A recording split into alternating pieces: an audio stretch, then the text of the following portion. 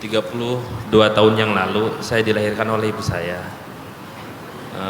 2 bulan setelah kelahiran saya, ayah saya mengalami musibah kecelakaan. Kaki sebelah kanan patah, Ustaz. Dokter menyarankan untuk diamputasi. Setelah tidak lama kejadian itu, mungkin ibu saya ketakutan, ayah saya takut tidak bisa jalan, tidak bisa mencari nafkah untuk saya dan ibu saya, Ustaz. Akhirnya ibu saya memutuskan untuk berpisah bersama ayah saya dan saya. Dari 2 bulan itu saya dibesarkan, dididik, diberikan kasih sayang sama keluarga ayah saya. Alhamdulillah sampai saat ini pengobatan ayah saya berhasil, bisa jalan normal kembali, Ustaz. Jadi pertanyaannya, Ustaz, saya kan dilahirkan oleh ibu saya, mengandung selama 9 bulan, tapi dididik, dibesarkan, dikasih sayang sama nenek saya, Ustaz. Pertanyaannya tuh, surga mana yang harus kupilih dan di mana letak surga saya, Ustaz?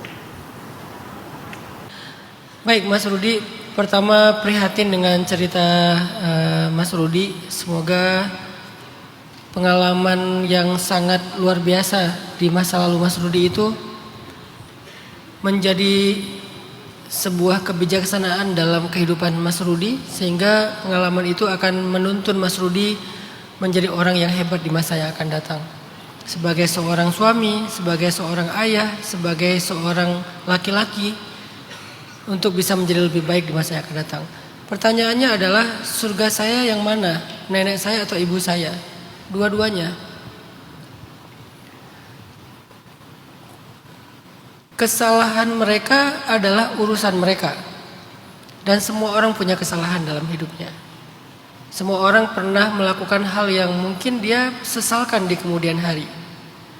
Tetapi dia yang mengandung dan melahirkan dengan pengorbanan itu gak bisa diabaikan. Tetaplah dia surganya Mas Rudi.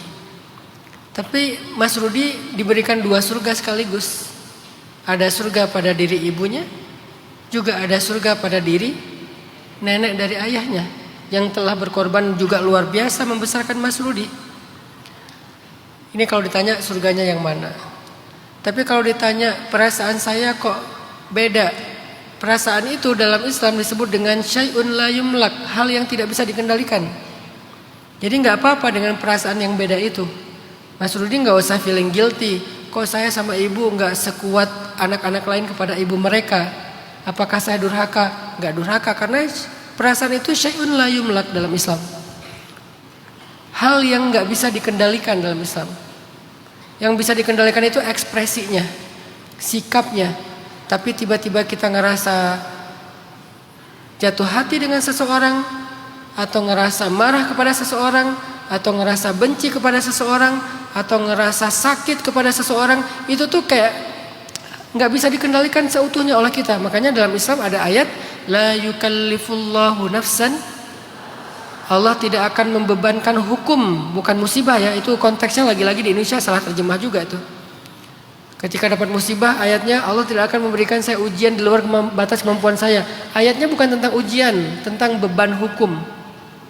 Allah tidak akan membebani hukum halal haram terhadap apa yang kita nggak mampu. Misalnya kita nggak mampu untuk melupakan seseorang di hati kita, padahal kita udah berusaha, itu nggak jadi haram perasaan itu. Haramnya adalah sikap kita, haramnya adalah ekspresi kita yang melampaui batas. Tapi rasanya ya kita minta aja sama Allah. Setelah kalimat itu nanti ada kalimat doa. Kan la yukallifullahu nafsan illa usaha. Itu di luar kemampuan kita. Makanya doanya apa? Rabbana wala tuhammilna ma la taqata lana bihi. Ya Allah, jangan pikulkan kepada kami apa yang kami nggak mampu memikulnya. Apa itu? Perasaan-perasaan negatif. Karena nggak mampu kita pikul perasaan itu. Jadi minta sama Allah agar nggak dipikulkan perasaan negatif. Salah mencintai, salah membenci, salah marah, salah sakit. Jadi itu di luar kemampuan kita. Jadi Mas Rudi ketika punya rasa yang beda tentang ibu, karena pengalaman hidup sejak beliau masih kecil, bahkan belum sadar sebagai seorang manusia karena masih bayi banget, tiba-tiba sadarnya udah punya ibu yang bernama nenek, sedangkan kepada ibu biologisnya ngerasa nggak kuat rasanya, itu di luar kemampuannya Mas Rudi. Nggak apa-apa dengan itu. Tapi jangan pula sikapnya menjadi durhaka dengan cara marah, dengan cara menyakiti, dengan cara balas dendam, dengan cara abai ketika suatu saat mungkin ibu butuh Mas Rudi. Itu yang nanti yang akan diminta pertanggungjawaban. Maka Mas Rudi berkasih sayanglah kepada ibu walaupun rasanya nggak sama dengan kepada nenek. Jadi Mas Rudi justru beruntung punya 2 surga dalam kehidupannya dari 2 perempuan yang sangat istimewa. Pertama ibunya dengan segala macam latar belakang dan kekeliruan beliau di masa lalu, dan beliau punya alasan mungkin waktu itu. Dan yang kedua adalah neneknya dengan segala pengorbanannya.